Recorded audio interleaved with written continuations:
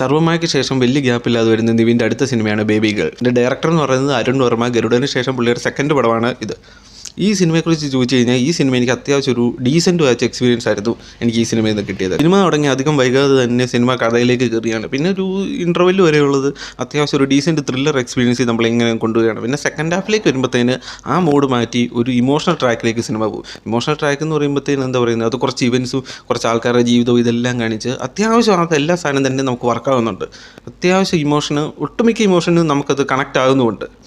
പിന്നെ പെർഫോമൻസ് എന്ന് പറഞ്ഞാൽ നിവിൻ സത്യത്തിൽ ഇതിൻ്റെ അകത്തൊരു എക്സ്റ്റൻഡഡ് ക്യാമിയോ പോലെയാണ്. കാരണം പുള്ളിക്ക് അധികം ഒരു സ്ക്രീൻ ടൈം ഉള്ളതായിട്ട് എനിക്ക് തോന്നിയിട്ടില്ല.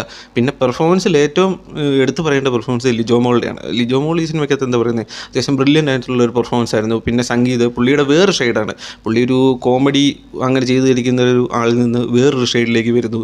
പിന്നെ ഇതിൻ്റെ അകത്ത് അസീസ്, അഭിമന്യു, ഇവരെല്ലാം കിട്ടിയ റോളെല്ലാവരും പെർഫെക്റ്റായിട്ട് യൂസ് ചെയ്തിട്ടുണ്ട്. പിന്നെ കുറച്ച് പേരുണ്ട് ഈ സെക്കൻഡ് ഹാഫിൽ വരുന്ന കുറച്ച് ഇമോഷൻ ചെയ്യേണ്ട ആൾക്കാരുണ്ട്. അവരുടെ എല്ലാവരുടെയും പെർഫോമൻസും ഡീസൻറ്റ് സാധനമായിരുന്നു. പിന്നെ മേക്കിങ്ങിലേക്ക് വന്നു കഴിഞ്ഞാൽ മേക്കിംഗ് ഒക്കെ ഒരു ഓക്കേഷ് ഫീലാണ് വരുന്നത്. പിന്നെ സാംസിയസ് ഈ സിനിമയ്ക്ക് എന്താണ് വേണ്ടത്, അത്യാവശ്യം ഡീസൻ്റ് ആയിട്ടുള്ള ബാക്ക്ഗ്രൗണ്ട് സ്കോറും എല്ലാം തന്നെ ഇതിൻ്റെ അകത്ത് ഡെലിവർ ആയിട്ടുണ്ട്. ആവശ്യം കുഴപ്പമില്ലാത്ത നമുക്ക് ഫാമിലി ആയിട്ടോ നമുക്ക് അല്ലാതെയോ പോയിരുന്ന് എൻജോയ് ചെയ്ത് കാണാൻ പറ്റുന്ന ഒരു ഡീസൻറ്റ് വാച്ച് എക്സ്പീരിയൻസ് ആണ് ബേബി ഗേൾ എന്ന് പറയുന്ന ഈ സിനിമ തരുന്നത്. അപ്പം നമുക്ക് വേറൊരു വീഡിയോ കാണാം. അപ്പം ഓക്കെ, ബൈ.